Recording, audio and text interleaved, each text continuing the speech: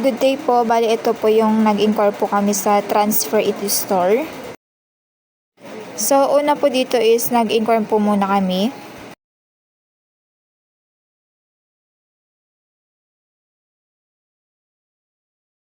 Medyo matagal po yung reply niya.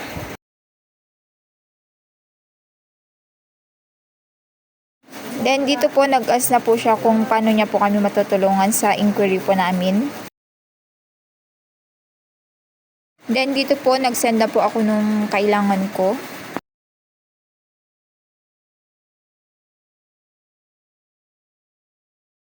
Bali pagka-send ko po ng inquiry is hindi pa po sila nag-reply agad.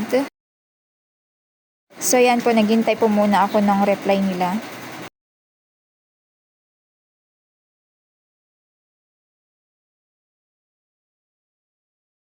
Then yan na po yung sagot niya sa inquiry ko po. Ang concern ko lang po sana dito is naipakita sana kung anong klaseng mga tote bags muna bago siya nagtanong kung ilang piraso. Kaya ang ginawa ko na lang po is nag-ask po ng iba't ibang klase po ng tote bags na meron sila.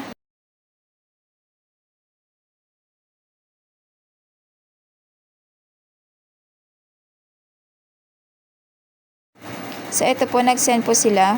Pero pagka-tap ko po ng view details, hindi po siya nakaklik, hindi po siya pumupunta dun sa mismong link.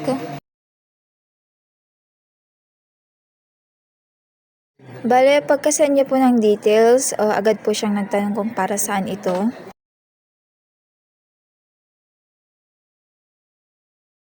Upon chatting po, bale, medyo nababagalan po ako sa mga reply nila.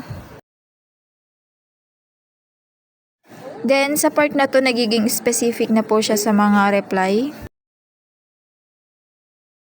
Nag-ask din ako kung bakit yung nasend po na details na pagpipilian ng tote bags ay hindi ma-view. Kaya nag-resend siya ulit, kaso ganun pa rin, di pa rin siya ma-view. Trinay ko ding i-open sa desktop kaso hindi pa rin po siya na-view. So dito po nag-ask na naman po siya. Nagiging specific po yung mga tinatanong niya. Ang napansin ko din po dito is kung ano po yung tinatanong po namin is yun lang po yung sinasagot niya.